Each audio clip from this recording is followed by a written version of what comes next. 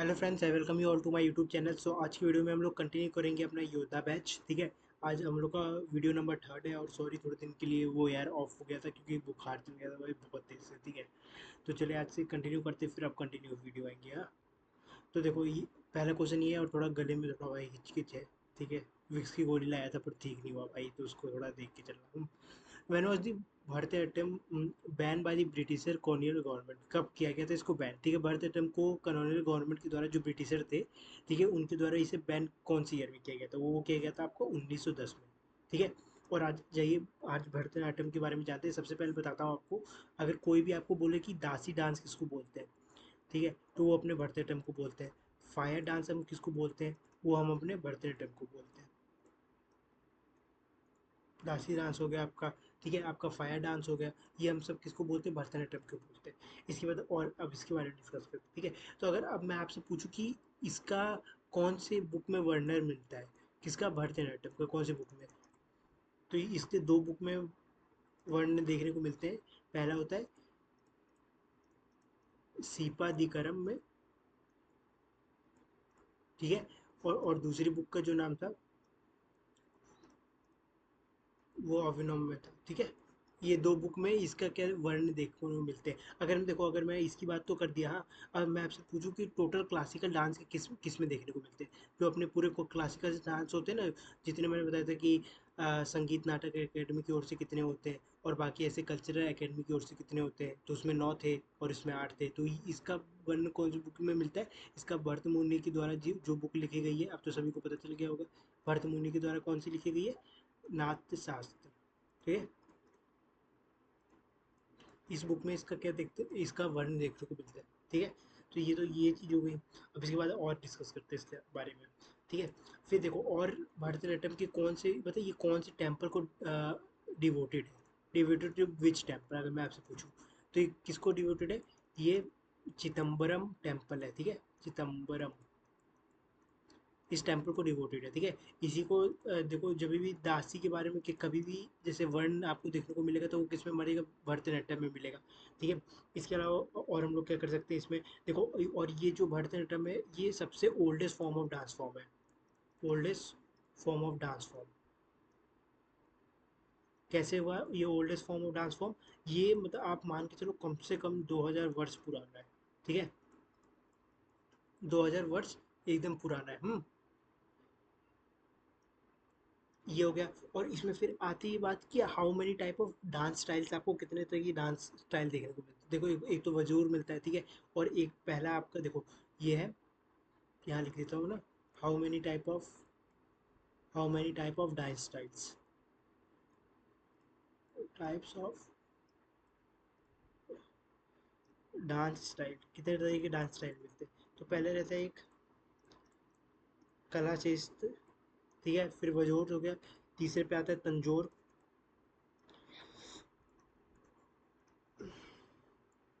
तंजोर। ठीक है, ये तीन आपको करके चलने की तीन तरीके की डांस स्टाइल होती है जो कि उसके अंदर परफॉर्म किए जाते हैं। ठीक है, ये अलग अलग, मतलब आप बोल भी सकते हो कि अलग अलग तरीके के स्टेप्स होते हैं जो पर्टिकुलर इसके अंदर क्या करते हैं, अपने को देखने को मिलता है। ठीक है, और इसके अंदर चलो अभी इसके लिए इतना रखते हैं। ठीक है, इतना हो गया कवर यहाँ से।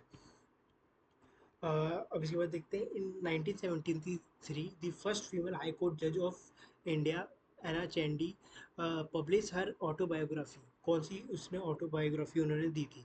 The test of my life, playing it my way, आत्मकथा, the race of my life. तो उनके द्वारा जो बुक दी गई है वो है अपनी आत्मकथा। ठीक है, option number C will be the correct answer. ठीक है, और अगर यहाँ पे जो बुक्स लिखी हुई हैं, जैसे the test of my life, ये किसकी ऑटोबायोग्राफी? युवराज सिंह की।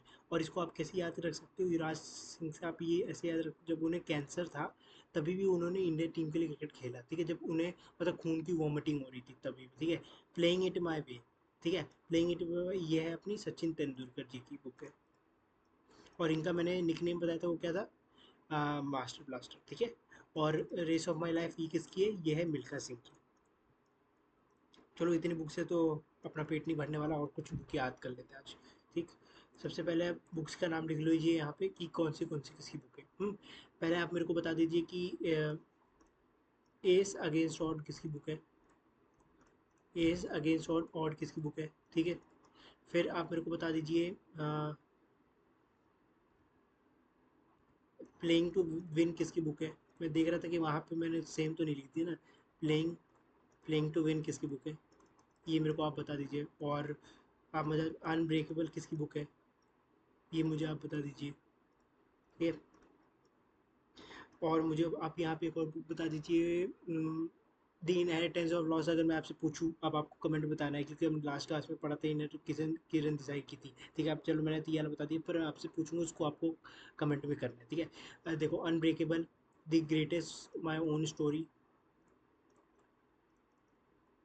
माई ओन स्टोरी, ये किसकी बुक है? ये आपको कमेंट में बताना है। कमेंट में नहीं बताना भाई, मैं खुद ही बता दे रहा हूँ। ठीक है। देखो, तो सबसे पहले स्टार्टिंग करते हैं यहाँ से कि ए सेकेंड शॉट किसकी है? तो ये है अपनी साइना मिर्जा की। ठीक है। साइना मिर्जा की ये ऑटोबायोग्राफी है। प्लेइंग टू विन किसकी है? अगर मैं आपसे पूछूं, प्लेइंग टू विन है साइना नेहवाल की है। ठीक है। देखो, मैंने दोनों का नाम एक ही जगह लिख दिया, क्योंकि इसी में दोनों में बहुत ज़्यादा कंफ्यूजन होती है। साइना नेहवाल। अनब्रेकेबल किसकी है? मैरी कॉम की है। ठीक है। और the greatest my own story किसकी है? मोहम्मद अली की है। ठीक है। तो इतनी ऑटोबायोग्राफी आपको याद करके चलते रह रही है। ठीक है। देख लो, टोटल में देखो यहाँ 4 हो गई। ठीक है। और यहाँ पे 4 हो गई, 8 हम लोग ऑटोबायोग्राफी ऐसे याद करके चलते हैं हर क्वेश्चन में। ठीक है। तो मतलब एक क्वेश्चन नाम के लिए। अब नेक्स्ट क्वेश्चन पे आते हैं, क्वेश्चन नंबर थर्ड। तो ये क्या बोल रहा है कि Jhijhiya is a famous folk dance of Bihar. तो पहला यहाँ से क्वेश्चन राइज हो जाता है, जीजिया कहाँ का डांस है? पहले मेरे को आप ये बता दो। तो वो कहाँ का डांस हो गया आपका? बिहार का डांस हो गया। ठीक है। जीजिया कहाँ का डांस हो गया? बिहार का डांस हो गया। ठीक है। It is performed by the mythological town of Mithila. This dance is performed by the women only. The whole Navratri जैसे आपको पता है कि 9 नाइट्स की होती है, जो इधर लिख भी रखा है 9 नाइट्स की होती है। ठीक है। Festival is celebrated to worship of which 3 forms of God. किन 3 भगवानों के लिए डांस किया जाता है? तो वो किया जाता है अपने लक्ष्मी माता जी के लिए, पार्वती माता जी के लिए और सरस्वती माता जी के लिए। तो ऑप्शन नंबर सी करेक्ट हो जाएगा। ठीक है। तो चलो, अब देखो, जैसे बिहार की फोक डांस की बात आ गई, तो अब हेडिंग बना लीजिए यहाँ पे। ये 2 पेज हो गया था ना। सबसे पहले हम लोग किसकी बात करते हैं? हम लोग करते हैं पहले बिहार की बात। ठीक है। आइए ना हमारे बिहार में ना, इसका नहीं इनका सॉन्ग। ठीक है। तो सबसे पहले बिहार की बात करते हैं। बिहार में सबसे पहले कौन से आते हैं? पहले जैसे यहाँ पे हमने ये वाले डांस की बात कर ही लिया, झिझिया हो गया अपना। ठीक है। जीजे के बजाय देखो, अब इसको कैसे याद करोगे?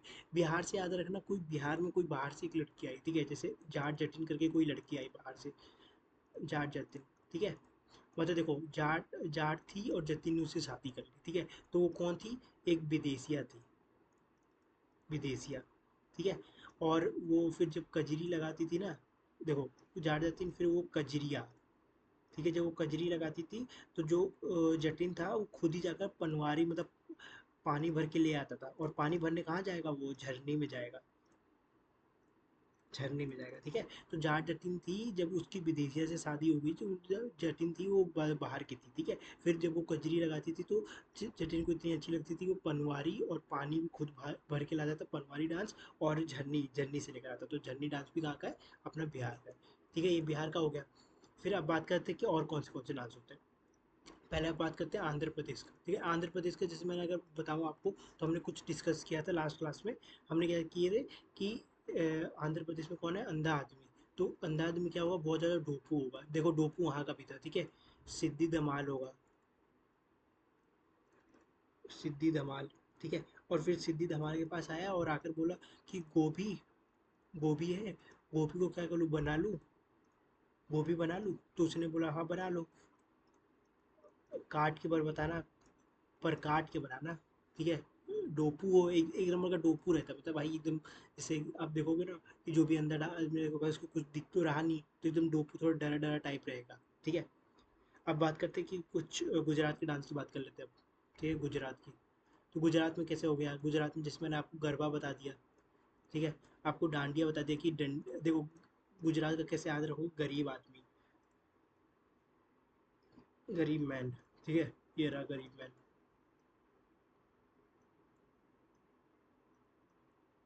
ठीक है। ये गरीब मैन है। ठीक है। लग तो अमीर है भाई। डांडिया। ठीक है। गरबा हो गया, डांडिया हो गया। ठीक है। और जो गरीब आदमी रहता है एकदम लास्ट से की तरह बना रहता है। ठीक है।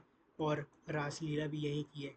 देखो रासलीला अब देखोगे ना तो यूपी की भी रासलीला होगी, एक डांस जो मैं आपको कराऊंगा, तो आपको रिकॉल करते हुए चलना कि रासलीला और कहाँ की थी। ठीक है, और बस अभी इसके लिए इतने ही डांस रखते हैं अभी। ठीक है, देख रहे हो ना भाई, एकदम फुल फुल हम डांस रिकॉल करते हुए चल रहे हैं।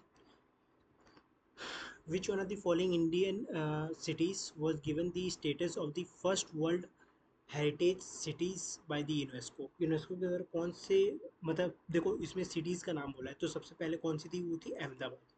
ठीक है, अहमदाबाद को कब मिला था, 2017 में। ठीक है, अहमदाबाद नहीं, sorry sorry sorry sorry, Jaipur थी, जयपुर सॉरी। क्या बोला, विच one of the following Indian cities was given the status of the first world heritage cities by the, हाँ तो वो अहमदाबाद को मिला। ठीक है, अहमदाबाद को मिला था कौन सी ईयर में, 2017 में। देखो 2019 में मिला था जयपुर को। पता है मैं कैसे कंफ्यूज हो गया कि देखो जयपुर को 1727 ने औरंगजेब थे ना जो, औरंगजेब ने उसे इंडिया के मैप में पहली बार शो किया था, तो मेरे को लगा 7 से, तो इसीलिए। ठीक है, अहमदाबाद है, अहमदाबाद 2017 में। देखो हम्पी की तो हमने बात कर रखी था, हम्पी हमने कब किया था रिकॉल करूँ तो 1896 में किया था हम्पी को। और हम्पी किसके पीछे होता है, जो 50 रुपये की नोट है अगर उसको आप पलट के देखोगे तो उसके पीछे हम्पी की जो फोटो बनी रहती है। ठीक है, और इसमें चलो अब यूनेस्को साइट्स की बात हो ही गई है, तो चलो कुछ डिस्कस कर लेते हैं। देखो यूनेस्को साइट्स की अगर मैं बात करूँ तो सबसे पहले कौन सा आता है, जैसे आखिरी की कुछ बात करती है, सारे एक साथ अभी नहीं करेंगे। पहले 39 आप मेरे को बता दीजिए, 40 बता दीजिए। ठीक है, 50 पे बात कर लेते हैं पहले। ठीक है, 50 सॉरी, 41 पे बात कर लेते हैं। ठीक है, तो देखो जो 39 पे यूनेस्को साइट्स है जो सिटीज़ की खासकर, ठीक है, वो है रंपा मंदिर। क्या, रंपा मंदिर। ठीक है, और जो 40 पे है वह है धौलावीरा, धौलावीरा जो गुजरात में। ठीक, और इसमें आता है शांति निकेतन। ठीक है, शांति निकेतन, समझ गए ना। तो ये आपको यूनेस्को की साइट्स पता करते हुए चलनी है। इसके बाद देखो, और इसके इसके अलावा हमें यूनेस्को की साइड में और कर देखो, आपने देखा होगा ना 100 रुपये का आप नोट देखना आप। ठीक है, मैंने उसकी फ़ोटो नहीं लगाई, रानी का वह, ये आपको बना हुआ दिखेगा 100 रुपये के नोट के पीछे। ठीक है, और इसको 2014 में क्या किया गया था, यूनेस्को की साइड में इसको ऐड किया गया था। ठीक है, और इसके अलावा और मैं बात करूँ तो जो नोट पे आप देखोगे ना, जो रानी के पब के सामने जो नदी बहती है उसको कौन सी नदी बोलते हैं, उसको सरस्वती माता की। ठीक है, सरस्वती नदी क्या है, देखो सरस्वती रिवर होती है ना, वही के आगे बह रही होती है। ठीक है, तो ये चीज़ हो गई। नेक्स्ट क्वेश्चन पे आता है, test of the constitution of the India has the provision of the legal enforcement of the fundamental right. किसके पास लीगल इन्फोर्समेंट है फंडामेंटल राइट्स को करने का, वो है, देखो सुप्रीम कोर्ट के लिए तो इस पे हो गया, और हाई कोर्ट के लिए 224 पे हो गया। इसीलिए जो रिट्स रिट्स वो प्रोवाइड करती है एक लीगल इन्फोर्समेंट के तौर पे, तो आर्टिकल नंबर 32। ठीक है, आज आर्टिकल नंबर 19 के बारे में थोड़ा बातें कर लेते हैं। आर्टिकल नंबर 19 क्या है। ठीक है, देखो आर्टिकल नंबर 19 के कुछ सब पार्ट्स हैं। ऐसे तो मैंने इसका शॉर्ट भी बना रखा है, मेरे चैनल में देख सकते हो। ठीक है, इसका देखो पहले इसका शॉर्ट ट्रिक ये है,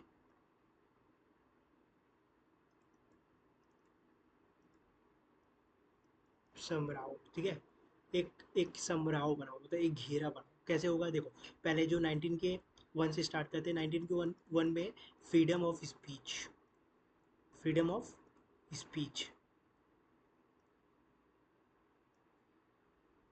ठीक है, 19 के 2 में क्या है अपना, देखो फ्रीडम ऑफ, अब देखते हुए चलना आप यहाँ से फ्रीडम। ठीक है, ए देखो एस से स्पीच हो गया, ए से एसोसिएशन हो गया। ठीक है, फिर आपका क्या आएगा, असेंबली आएगी आपकी, आपने असेंबली क्रिएट कर ली। ठीक है, फिर आपको क्या रहता है कि आपको 19 का ये 3 हो गया, ये आपका 19 का 4 हो गया। 19 के 4 में ये आपको ये बोल रखा है कि देखो ये ABCD है। ठीक है, फिर ई आएगा आपका, इसमें आता है आपका मूवमेंट।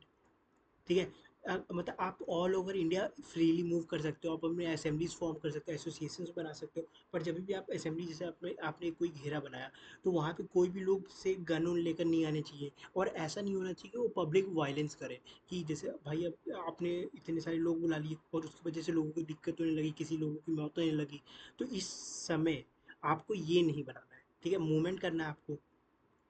ठीक है, आप मूवमेंट कर सकते हो ऑल ओवर इंडिया। ठीक है, कोई भी प्लेस ऑफ इंडिया में, बस आपको ट्राइबल एरिया में मूवमेंट नहीं करना है, क्योंकि भाई देखो हम उनसे थोड़े अलग हैं। ठीक है, उनको उनको ये भी नहीं पता रहेगा कि आज के टाइम पे कि फ़ोन क्या है। ठीक है, तो हम उस एरिया की ओर मूव नहीं करेंगे एकदम से। बाकी आप ऑल ओवर इंडिया मूव कर सकते हो, आप वहाँ के रेजिडेंट भी बन सकते हो। और और एफ तो मैंने बताया है, एफ क्या होता है, right to property, freedom of property. पर फ्रीडम ऑफ प्रॉपर्टी को 44 कॉन्स्टिट्यूशन अमेंडमेंट एक्ट से हटा दिया गया था, और अभी प्रेजेंट वो किस में, आर्टिकल नंबर 300 ए में, ठीक है। और फिर आता है आपका आर्टिकल नंबर ए जो आखिरी जी, ठीक है। जी से आपका क्या रहता है कि जो भी आपकी कोई भी प्रोफेशन है आप उसको ईजिली फॉलो कर सकते हैं, ठीक है, फ्रीडम ऑफ प्रोफेशन। तो ये रहता है आर्टिकल नंबर 19 यहाँ से खत्म। बस आपसे यही पूछेगा, अगर सब पार्ट पूछेगा तो यही, ठीक है, बाकी तो आप लिख ही देंगे। Which article of the Indian Constitution mention that no person shall be prosecuted and punishment for the same offence for more than once? एक ऑफेंस के लिए कौन एक से ज़्यादा बार पनिश नहीं किया जा सकता, तो वो होता है आर्टिकल नंबर, देखो 20 का 2 है ना, 2 से याद क्या लग सकते हो, देखो इसमें ये होता है कि no double zero paddy, no double zero paddy, ठीक है। इसका मतलब ये रहता है कि मान के चलो कि आप 1 साल के लिए जेल गए, कि आपने किसी की, मान के चलो बकरी चुरा ली थी, ठीक है, आपने किसी की बकरी चुराई। अब आप 1 साल बाद जेल से आए, ठीक है, फिर आपको वही जो बंदा था, जो उसके जैसे मान को उनके एक बेटा और था, तो उस बेटे ने दोबारा आपके ऊपर कंप्लेन कर दी कि 1 साल पहले तो इसने मेरी बकरी चुराई थी, आप इसको 1 साल के लिए और जेल में डाल दो। पर ऐसा नहीं हो सकता भाई, पर्टिकुलरली ऐसा नहीं हो सकता है। पता है क्यों नहीं हो सकता? क्योंकि आपने ऑलमोस्ट उसकी 1 साल जेल काट चुकी है, जितना उसका लीगल लॉ थे, ठीक है। तो बस इसका मतलब यही होता है कि बस आपको हर, जैसे आपने कोई गलती कर दी, उस पर्टिकुलर गलती के लिए एक ही बार सज़ा मिलेगी, 2 बार सज़ा नहीं मिल सकती है, ठीक है। और फिर आता है आर्टिकल नंबर 20 का 3, इसमें आता है कि नो सेल्फ इंस्क्रिप्शन। इसका मतलब ये होता है, नो सेल्फ इंस्क्रिप्शन का मतलब भी वही रहता है कि कोई भी ऑफेंस के थ्रू आपको ऐसे ही without proof, without legal action, अगर वहाँ पे उस, अगर आपने कोई गलती की, उस पर कोई लीगल एक्शन नहीं हो सकता, तो आपको नहीं लिया जाएगा, ठीक है। 1 में आता है कि देखो 20 के 1 में आता है no ex facto. No ex facto का मतलब ये रहता है कि देखो जैसे कि आपका एक टेन्योर था, मतलब मान लो आप 2024 में गिरफ्तार हुए थे, ठीक है, और उस हिसाब से आपकी 2 साल की सज़ा थी, हाँ। पर जो 2025 में कोई गवर्नमेंट आई, बोली कि उसी पर्टिकुलर क्राइम के लिए आपको 3 साल की सज़ा होगी, तो आपको 3 साल की सज़ा नहीं भुगतनी पड़ेगी, आप भुगतोगे तो 2024 के हिसाब से 2 साल की सज़ा ही भुगतोगे, क्योंकि आप पहले से वहीं पर गिरफ्तार थे, ठीक। तो ये चीज़ होगी। सब चीज़ें तो मैंने ऐसे उधर ही बता दी। अब बताना तो आगे चाहिए था, पर ठीक है। और यहाँ से कुछ, चलो यहाँ से तो हाँ बस इतना ही रखते हैं इसको। फिर आता है अपना next question, when a person leave one job इधर वॉलेंट्री और इनवॉलेंट्री, मतलब अपने मर्जी से या उसे खुद निकाल दिया जाता है, without finding another one, they are known as the, देखो वो क्या, they are going to be known as, क्या क्या उसे बोला जाता है, उसको बोला जाता है फ्रिक्शनल अनएम्प्लॉयमेंट बोला जाता है, ठीक है। सीजनल अनएम्प्लॉयमेंट का क्या मतलब रहता है, देखो मान के चलो कि जैसे मैंगो का सीजन रहा, ठीक, अभी मैंगो का तो ऐसे कभी सीजन आएगा तो हम खा ही लेंगे, बट पता जैसे अगर मैं बोलूँ जैसे भिंडी का रहता है, हाँ, ये तो किसी का भी देख लो आप, जैसे कोई सब्जी का ही मान के चल लो, ठीक है, जैसे भिंडी का ही ले लो, तो भिंडी हमें देखो सर्दियों में बहुत ज़्यादा देखने को मिलती है कि हमें भिंडी भिंडी भिंडी भिंडी बन रही है, क्योंकि उस वक्त उसी का सीज़न रहता है। और पर्टिकुलरली ऐसा रहेगा ना कि जैसे अगर आपकी मान के चलो, हाँ, जैसे आप एक एग्जाम्पल ऐसे ले लो, आप पूरी तरह से समझ जाओगे। आप एक, आपकी एक वुलन शॉप है, पूरी पूरी थी, आप वुल निकालते हो किससे, ठीक है, वुल निकालते हो, वुल बैग बनाते हो, ठीक है, वुल के कपड़े बनाते हो, एकदम ठंडियों के सारे कपड़े बनाते हो, ठीक है। और आप मान के चलो कोई भी, अभी लद्दाख साइड में रहते हो, और आप इंडिया के अलग पार्ट में आते हो, और आप उसको बेचते हो कब, ठंडियों में, ठीक है, तब तो आपकी प्रॉपर सेल हो रही है, ठीक है, आप तब एम्प्लॉयड हो, ठीक है। पर जैसी ठंडियाँ बीती, गर्मी में तो भाई कोई गर्मी ठंडी के कपड़े पहनोगे नहीं, ठीक है। तो अब वो क्या हो जाएगा, फिर आप गर्मियों में क्या हो जाओगे, एक अनएम्प्लॉयड हो जाओगे। तो आप क्या होगा, सीजनल का मतलब ये रहता है कि आप एक पर्टिकुलर पीरियड के लिए तो क्या रहोगे, एम्प्लॉयड रहोगे, बट जब वो पर्टिकुलर पीरियड खत्म हो जाएगा तो उसके बाद आप क्या हो जाएगा, आप अनएम्प्लॉयमेंट हो जाएगा, ठीक है। डिस्गाइज अनएम्प्लॉयमेंट का मतलब ये रहता है कि मान के चलो कि आपकी एक खेत की ज़मीन है, ठीक है, एक खेत की ज़मीन है, और उस खेत की ज़मीन पे मुझे रिक्वायर्ड है 8 लोग, ठीक है, पर उस पे काम कर रहे हैं 12 लोग। तो ये जो 4 लोग एक्स्ट्रा आ रखे, फर्जी आ रखे हैं ना, तो अगर ये 4 लोग वहाँ से हट भी जाए ना, तो कोई फ़र्क नहीं पड़ेगा किसी के रिसोर्सेज में भी, क्योंकि 8 लोग की ज़रूरत थी, 8 अपने काम कर रहे हैं, बाकी 4 तो ऐसे ही वहाँ पे पैसे बना रहे। साइकिलिंग अनएम्प्लॉयमेंट का मतलब ये रहता है कि ये मतलब कुछ टाइम के लिए, जैसे आप अनएम्प्लॉयमेंट रहे, फिर एम्प्लॉयड हो गए, फिर अनएम्प्लॉयड रहे, फिर अनएम्प्लॉयड हो गए, ऐसे करके, ठीक है। और इसमें एक और आ जाता है, इसमें एक और लिख दो आप, एक होता है एजुकेटेड अनएम्प्लॉयमेंट। एजुकेटेड अनएम्प्लॉयमेंट का मतलब ये रहता है कि देखो कोई जैसे आपके पास सारी डिग्रीज है, ठीक है, कोई भी डिग्रीज हो गई, हाँ, बीएससी की डिग्री है आपके पास, तभी भी आप क्या है, एक अनएम्प्लॉयड हो, ठीक है। डिग्री तो है आपके पास, पर आपके पास एम्प्लॉयमेंट नहीं है, तो उसी को ये बोला जाता है, ठीक। नेक्स्ट क्वेश्चन पे आते हैं, the movement of the fault lines that cause, देखो मूवमेंट ऑफ, देखो दो तरीके की, जैसे मानो कि चलो ये प्लेट्स है, ठीक है। जब उसने बोला कि जब मूवमेंट ऑफ फ्लैट लाइंस होगी तो उससे क्या क्या होगा, फ्लड होगा, सडन रेन होगी, ठीक है। देखो स्टॉर्म कब आएगा, जब sudden decrease in the temperature हो जाता है, तब उसमें आता है क्या अपना स्टॉर्म आता है, ठीक है। तो इसका ऑप्शन नंबर क्या हो जाएगा, इसका ऑप्शन नंबर हो जाएगा अपना सी, एंड अर्थक्वेक बनता है उससे, ठीक है। अच्छा चलो, अभी यहाँ पे अर्थक्वेक की बात होगी तो थोड़ा डिटेल में अर्थक्वेक के बारे में आज पढ़ते हैं। पहले बताओ स्टडी ऑफ अर्थक्वेक को क्या बोला जाता है,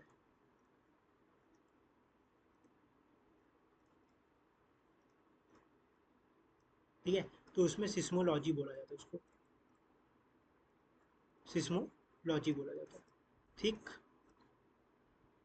उसको क्या बोला जाता है, सिस्मोलॉजी बोला जाता है। देखो अब कुछ और इसके बारे में डिस्कस करते हैं। पहले देखो, देखो सिस्मिक वेव होती है इसमें, जब भी आप अर्थक्वेक के बारे में पढ़ोगे तो उसमें आप पढ़ोगे सिस्मिक वेव्स होती हैं, वो दो तरीके की होती हैं, ठीक है।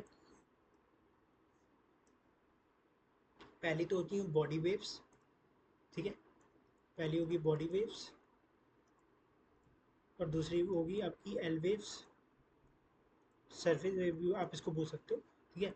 एक होती है बॉडी वेव, और देखो इसके, हाँ देखो इसके अंदर ये आएगी आपकी सरफेस वेव्स, यहाँ आ जाएगी, और यहाँ पे जो एल वेव्स, और आप उसको बोल सकते हो कि वो बॉडी वेव्स भी होती हैं, ठीक है।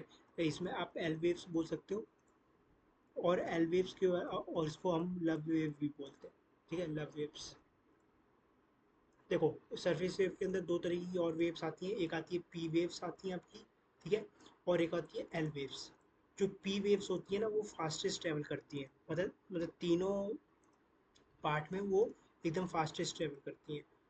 फास्टेस्ट ट्रेवल करेंगे तो मतलब क्या होगा, first one two reach the surface, जैसे ये सरफेस है, ठीक है, यहाँ से अगर रीच करने वाली फर्स्ट कौन बनती है, अपनी पी वेव्स बनती है। और इसकी स्पीड की बात करूँ, देखो सॉलिड में सबसे ज़्यादा, ठीक है, फिर अपनी लिक्विड में होगी, ठीक है, फिर अपनी किस में होगी, गैस में होगी, ठीक है। और एल वेव्स की होती है ना, तो सिर्फ, और ये देखो सॉरी एल वेव्स लिख देंगे मैंने, sorry sorry sorry, S waves, ठीक है। तो ये सिर्फ और सिर्फ किस में होती है, सॉलिड में होती है, इनका मूवमेंट सिर्फ किस में होता है, सॉलिड में होता है, ठीक। होपफुली इतना क्लियर हो गया होगा। देखो फिर तीन तरीके की प्लेट्स आती हैं, जिससे आपको पता चलेगा कब अर्थक्वेक आता है, कब वोल्केनोज का फॉर्म होता है। देखो जब भी आपकी कॉन्टिनेंटल प्लेट्स होती है ना, जब क्या करेगी, कन्वर्जेंट करेगी आपकी, ये होती है कन्वर्जेंट। कन्वर्जेंट मतलब क्या होता है कि जैसे दो प्लेट्स हैं कोई भी, ऐसे मैं यहाँ भी आपको समझा देता हूँ एक बार। जब वो दोनों एक दूसरे की ओर मूव करती हैं, तो जब दोनों टकराएंगी तो एक उनसे वाइब्रेशन निकलेगा, और वही वाइब्रेशन के थ्रू क्या होता है, अर्थक्वेक आता है, ठीक है। ये होती है डाइवर्जेंट। देखो इस तरफ, एक इस तरफ वेव जा रही है, एक इस तरफ जा रही है, एक इस तरफ जा रही है, ठीक है। तो यहाँ नीचे क्या है, ये अपना ये वो मैग्मा एकदम है, और ये ऊपर आगे क्या हो जाएगा, फिर फटेगा, ठीक है। और यहाँ पे देखो सिस्मिक वेव जो मैंने अभी आपको बताया, यहाँ पे इनका एपी सेंटर बन गया, तो जब भी प्लेट का कन्वर्जेंट होता है तभी भी क्या होती है, वहाँ पे अर्थक्वेक का फॉर्मेशन होता है, ठीक है। फिर क्वेश्चन नंबर 9 आता है, तब तक क्वेश्चन पढ़िए आप, which is the apex institution in the field of agriculture की फील्ड में कौन सा एक एपेक्स इंस्टीट्यूशन है जो कि प्रोवाइड करता है, जैसे लोन हो गया, फाइनेंस प्रोवाइड करना किसका काम है।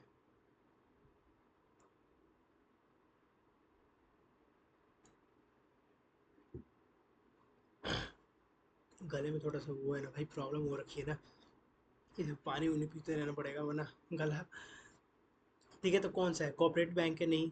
कोऑपरेटिव बैंक है, नहीं भाई, ये भी नहीं है। रीजनल रूरल बैंक, देखो बहुत बच्चे इसमें कंफ्यूज हो सकते हैं, पर regional rural bank main apex institution नहीं है, वो कोई इंस्टीट्यूशन नहीं है, वो प्रॉपर एक बैंक बनाया गया था कि हम थोड़ा लोन प्रोवाइड कर सकें, किसको, जो गरीब लोग हैं वहाँ पे उनको, ठीक है। तो उसके लिए आता है नबार्ड, ठीक है। अब नबार्ड का कोई मेरे को फुल फॉर्म बता सकता है क्या, ठीक है। इसका फुल फॉर्म होता है national,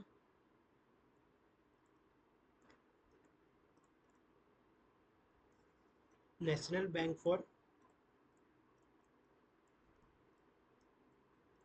national bank for agriculture and rural development. ठीक है, रूरल डेवलपमेंट, रूरल डेवलपमेंट के बारे में होता है। ठीक, देखो इसकी मतलब स्थापना कब हुई थी, इसकी हुई थी 1982, 5 जुलाई। ठीक है, 5 जुलाई 1982 को इसकी स्थापना हुई थी। और जब सबसे पहले इसको कौन सी कमेटी के द्वारा वो किया गया था, इसको कमेटी किया गया था शिवराम,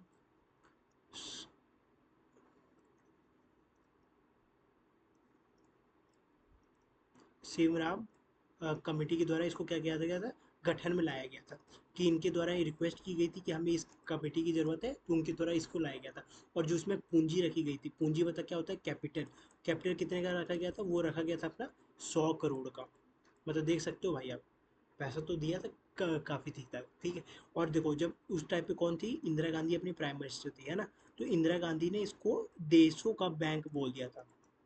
मतलब कि ये एक राष्ट्र के लिए समर्पण है। ठीक है, और वो कब हुआ था, वो आपका हुआ था, हाँ देखो 12 अप्रैल, हाँ 5 नवंबर 1982 को उन्होंने कर दिया क्या था कि ये क्या हो गया, इंडिया के लिए पूरा एक नेशनल के तौर पे काम करेगा। ठीक है,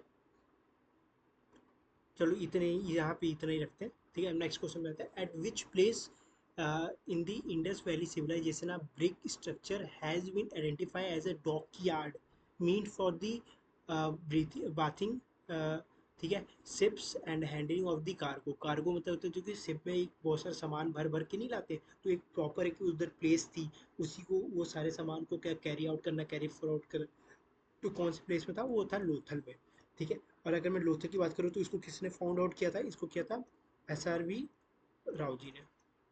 ठीक है, देखो अब बात कर लेते हैं थोड़ा सा इन सब चीज़ों के बारे में, थोड़ा थोड़ा करके। ठीक है, सबसे पहले हम लोग किसकी बात करते हैं, पहले हम लोथल की बात करते हैं।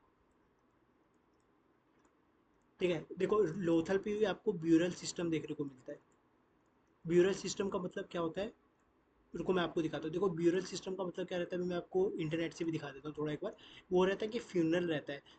जब भी दो लोगों का एक साथ फ्यूनरल होता था ना, देखो जैसे ये एक कब्र है, हाँ, तो कब्र में दो लोगों का फ्यूनरल जब एक साथ होता था, ये एक बॉडी पड़ी हुई है और यहाँ से एक एक बॉडी पड़ी हुई है। ठीक है, मैं दिखा देता हूँ आपको कि आपको ज़्यादा मतलब उससे एक बार ठीक है,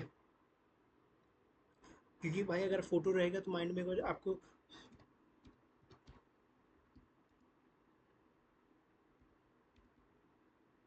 देखो ब्यूरल सिस्टम के बारे में आपको दिखाता हूँ कि उसमें एक कब्र रहती थी। ठीक है, कब्र में वो और वो दो लोगों की मतलब एक साथ फोटो बनी रहती थी। ठीक है, म्यूरल फोटो देखो अभी शायद इस वाले में नहीं आ रही, ये है ना, जैसे ये कब्र है, इसमें दो लोगों की एक साथ डेड बॉडी पड़ी रहती थी एक ही में। ठीक, उसके बाद अब किसके बारे में पढ़ते हैं, ठीक है ये था। फिर उसके बाद अपने बात आते कि देखो, उसके बाद अपने बात आते कि हड़प्पा के बारे में क्या क्या जानते हैं हम लोग। देखो हड़प्पा में क्या था ना, हड़प्पन प्लेस, हड़प्पन साइड में बोल सकते हो आप। हड़प्पन साइड में क्या था कि आपको ऐसे देखने को मिलता था, देखो जैसे हड़प्पन साइड ये हो गए ना, तो ऊपर जो रहते थे वो रहते थे, वो जो कह रहा था वो था सीता दल। सीता दल में क्या रहता है कि जितने भी अमीर लोग थे, जितने भी रिच पीपल थे, वो कौन से साइड में रहते थे, वो ऊपर वाली साइड में रहते, इसलिए मैं फोटो लेकर आया हूँ, देखना ध्यान से। और जो नीचे वाले पार्ट थे ना, इसमें सब लोग रहते थे कौन, गरीब लोग। गरीब लोग के मतलब जो उनके हिसाब से पुअर थे या तो मिडिल क्लास के थे, तो वो लोग कहाँ रहते थे, नीचे रहते थे। और जो भी जैसे जो अमीर अमीर जो सीताडल में रहते थे, वो लोग सारे लोग कहाँ रहते थे, ऊपर रहते थे। ये जो ऊपर वाला प्लेस दिख रहा है ना, दोबारा दिखाता हूँ, ये एक ऐसी था, एक माउंटेन के टाइप पे था ये। ठीक, तो ये हड़प्पन साइड थी। और जो इसमें जो ब्रिक्स यूज होती थी ना, इसमें हम याद रखना, इसमें बर्न्स ब्रिक यूज करते थे वो लोग, बर्न्स ब्रिक्स यूज करते थे। फिर आता है आपका धौलावीरा। देखो धौलावीरा के बारे में हम लोग इधर ही डिस्कस कर सकते हैं। उसमें क्या होता है, देखो वो बेसिकली 3 पार्ट में डिवाइड था। ठीक है, 3 पार्ट में डिवाइड था। और जो धौलावीरा में थे ना, ग्रेट वाटर रिजर्व से, भाई ये याद रखना, ये बहुत मेन है। मैं दिखाता हूँ अभी, water reserve, great water giant बोल सकते हो आप। जायंट का मतलब तो बहुत बड़े बड़े वाटर रिजर्वर्स थे वहाँ पे, देखोगे ना आप। तो ये देखो एकदम प्रॉपर फॉर्म में ये रहा पूरा, ये बाथिंग के लिए ये पूरा प्रॉपर प्रॉपर ऐसे ऐसे बहुत जगह बना रखे थे। ये देखो, ऐसे करके बहुत सारे क्या थे, इन्होंने प्रॉपर बना रखे थे। हाँ, फिर आता है आपकी, देखो अब कुछ कुछ डिस्कवरीज हुई थी, और हाँ इसमें सबसे मेन तो रखी, देखो, और जो अगर पूछे कि आपकी सबसे बड़ी साइट कौन सी थी, तो वो कौन सी थी, राखीगढ़ थी, ठीक है। बिगेस्ट साइट, इसको बोलते थे हम लोग क्या, बिगेस्ट साइट थी जो, वो कौन सी थी, राखीगढ़ की थी। और ये चलो ये चीज़ हो गई, एस एफ जी राव ने लाई थी 3 पार्ट में, हाँ चलो ये होगी। और उसके बाद देखो अपनी जो मोहनजोदारो थी, यहीं पे बता देते हो ना, यहाँ पे इनके नाम भी लिख रखे हैं। तो देखो जो मोहनजोदारो की जो खोज की थी वो किसने की थी अपनी, वो की थी आर डी बैनर्जी ने, ठीक है, आर डी बैनर्जी ने। ये हो गया, ये होगी, ये होगी, ये होगी। और इसके अलावा कौन से रहते थे, उसके अलावा साइड कौन अपनी हड़प्पा वाली साइड की आप मेरे को बता दो, हड़प्पन साइड की बता दो। तो हड़प्पन साइड की कौन करते थे, वो थे अपने दयानंद, दयानंद सानी जी, ठीक है, दयानंद सानी जी, इन्होंने की थी कौन सी, अपने हड़प्पा। तो ये डिस्कवरी सी जो इनके द्वारा की गई थी। अपडेट भी बता दो भैया आप, 1921, और उसकी भी 1921, ठीक। नेक्स्ट पे आते हैं, भीम वाटिका नॉर्थ साइड, ठीक है, of the palaeolithic period is located in which one of the following places of India, state of India. तो कौन सी एमपी में थी, सभी को पता है भीम वाटिका।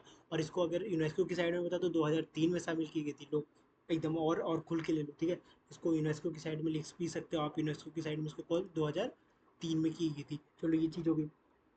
इसके अलावा हम कुछ और डिस्कवरीज की बात कर लेते हैं, ठीक है। आप मेरे को बता दो, मेहरगढ़ की मेहरगढ़ है, ठीक है, मेहरगढ़ ये कहाँ पे पड़ता है अपना, ये बलूचिस्तान पाकिस्तान में पड़ता है, ठीक है। बलूचिस्तान जो एक प्लेस है, बलूचिस्तान पाकिस्तान में पड़ता था ये प्लेस था। और जो ग्रेटेस्ट मतलब ये ओल्डेस्ट फॉर्म ऑफ, ये बोल सकते हो कि आप, यही साइट थी ओल्डेस्ट, मेहरगढ़, ठीक है, ओल्डेस्ट थी। और यहीं पे जो आपको रिच एग्रीकल्चर के पार्ट मिले थे ना, वो यहीं पे, यहीं से रिच एग्रीकल्चर के पार्ट यहीं से मिलना शुरू हुए थे, हर जगह किसी को भी देखोगे ना। फिर एक आता है कोडियावा, ठीक है, ये आपका कहाँ था, ये यूपी में था। और यहाँ पे आपको रिच राइस के फॉर्म देखने को मिले, ठीक है, कोडियावा में। और चिरांद, चिरांद कहाँ था, चिरांद था आपका कहाँ पे, बिहार में था। कहाँ पे था आपका, बिहार में था, ठीक है। तो ये कुछ और साइट सी जो आपको एकदम अपने माइंड में बैठा के चलनी है, ठीक।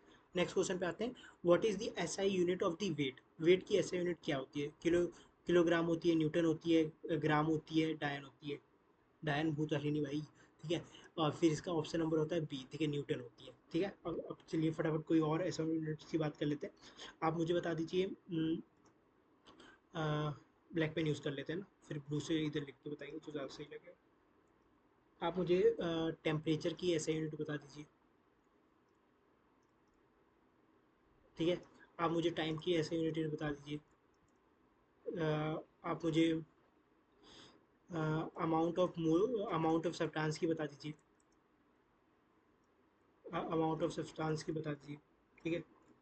और यहाँ पे मैं आपसे बोलूँ इलेक्ट्रिक करंट की मुझे बता दीजिए।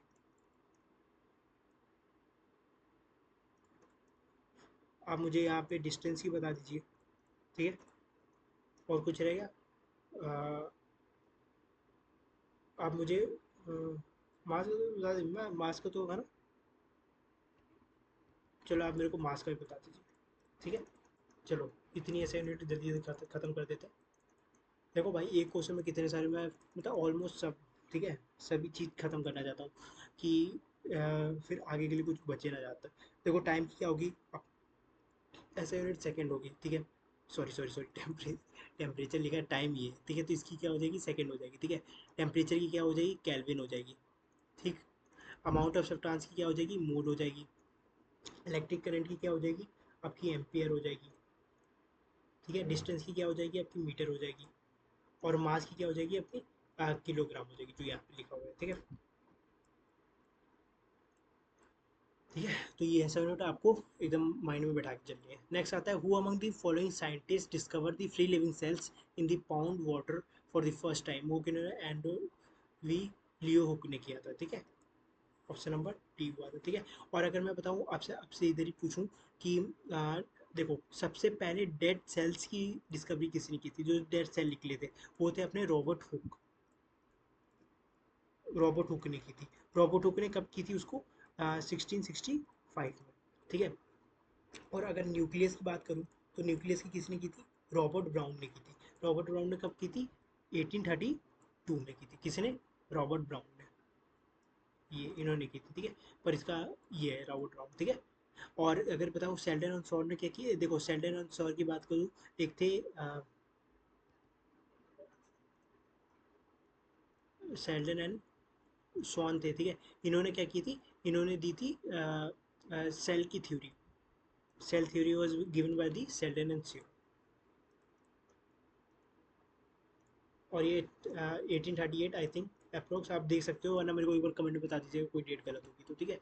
विच ऑफ द गिवन सब sentences is correct regarding the property of suspension? कौन से सस्पेंशन के रिलेटेड ये सही स्टेटमेंट है? सस्पेंशन इज अ हाइड्रोजिनस मिक्सचर, ठीक है। The particle of the suspension can be seen by the naked eyes. तो ये दोनों सही है, क्योंकि देखो सस्पेंशन क्या रहता है ना, कि जिसमें आप उसको नेकेड आइज के द्वारा देख सकते हो। पहले अब मैं बात करता हूँ, देखो ये तो सस्पेंशन की बात होगी। अगर मैं प्योर सब्सटेंस की पहले बात करूँ, प्योर सब्सटेंस क्या होते हैं? प्योर सब्सटेंस या प्योर मैटर क्या होते हैं? देखो, तो वो एक ऐसे तरीके के पार्टिकल होते हैं ना, ये एक डेट टाइप ऑफ पार्टिकल, या तो वो एक एलिमेंट होंगे, ठीक है, डेट टाइप ऑफ पार्टिकल्स, या तो वो क्या होंगे, या तो वो एलिमेंट होंगे, या तो कंपाउंड होंगे। दोनों में से कोई एक ही चीज़ होंगे, ठीक है। या तो एलिमेंट, या तो कंपाउंड। देखो ऑक्सीजन एग्जांपल ले रहा हूँ, ऑक्सीजन हो गया आपका, हाइड्रोजन हो गए, तो ये सब क्या आपके एकदम प्योर सब्सटेंसेस है, ठीक है। वाटर भी आप ले सकते हो यहाँ पे, ठीक। और सस्पेंशन के थ्रू क्या रहता है ना, देखो कभी भी ये रहता है कि अब सस्पेंशन की बात होगी ना, तो देखो मिक्सर कितने तरीके के होते हैं, पहले मेरे को ये बताओ आप। मिक्सर दो तरीके के होते हैं, एक होता है आपका होमोजीनियस मिक्सर, ठीक है, और एक होता है आपका हेट्रोजीनियस मिक्सर, ठीक है। दो तरीके के मिक्सर होते हैं, एक होमोजीनियस और एक हेट्रोजीनियस। होमोजीनियस मिक्सर कौन से मिक्सर होते हैं? जिनके जो पार्टिकल के साइज होते हैं ना, जो पार्टिकल होते हैं उनके साइज 1 नैनोमीटर से भी कम हो, ठीक है, एकदम स्मॉल से, मतलब दिखते ही नहीं है वो, इतने छोटे होते हैं। जैसे अगर ये आप ग्लास ऑफ वाटर लोगे, जब साफ पानी लोगे, तो उसमें देखोगे आपको उसके पार्टिकल नहीं दिख रहे होंगे, ठीक है। तो उसी को क्या बोलते हैं? होमोजीनियस मिक्सर होते हैं, ठीक है। तो ये can not show the Tyndall effect. Tyndall effect भी ये क्या करते हैं? शो नहीं करते। अब टिंडल इफेक्ट के बारे में बताता हूँ। टिंडल इफेक्ट ये रहता है कि जब भी जैसे आपने ग्लास लिया, हाँ, यहाँ से आपने टॉर्च दिखाया, ठीक है, और जब अगर वो टॉर्च की लाइट यहाँ से पास आउट होते हुए दिख जाए पार्टिकल्स के बीच में से, तो वो टिंडल इफेक्ट शो कर रहा है। पर ये पार्टिकल इतने छोटे कि वो भाई वो लाइट ही पास आउट नहीं हो पा रही है। और हेट्रोजीनियस मिक्सर क्या होता है? 1000 नैनोमीटर से बड़े होते हैं, मतलब ये इतने पार्टिकल होते हैं कि जैसे ये ग्लास है, उसमें आपको ये डॉट डॉट होते होते दिखेंगे ये सब, ठीक है। अभी दिखाता हूँ। और ये क्या होंगे फिर? टिंडल इफेक्ट को क्या करेंगे? शो करेंगे। ये नहीं करेंगे, ये करेंगे, ठीक है। ये देखो, जैसे अब ये सॉल्यूशन हुआ, सॉल्यूशन में क्या हुआ, इस वाले से जब लाइट पास आउट करी तो इतना नहीं दिख रही है ना, ये से पास आउट करी नहीं दिख रही। पर इस वाले में देखोगे तो आप क्लियर कट टू कट आपको दिख रहा है यहाँ पे। मतलब यहाँ पे क्या है, ये हेट्रोजीनियस मिक्सर है, ये होमोजीनियस मिक्सर है, और ये प्योर सब्सटेंसेस के एग्जाम्पल हो गए। तो होपफुली आज की वीडियो आपको अच्छी लगी होगी, कमेंट में जरूर बताइएगा, ठीक है। तो भाई कंटेंट में एकदम दम लग रहा है ना। अरे मैं बता रहा हूँ ना भाई, अब कंटिन्यू रहूँगा यार, थोड़ा भी गले में थोड़ी प्रॉब्लम भी थी ना, इसीलिए मैंने स्टार्टिंग में इतना बताया नहीं भाई, एकदम ठीक है। और पर वीडियो कंटिन्यू आएंगी, ठीक है। चलो ठीक है फिर, जय हिंद, जय भारत, वंदे मातरम।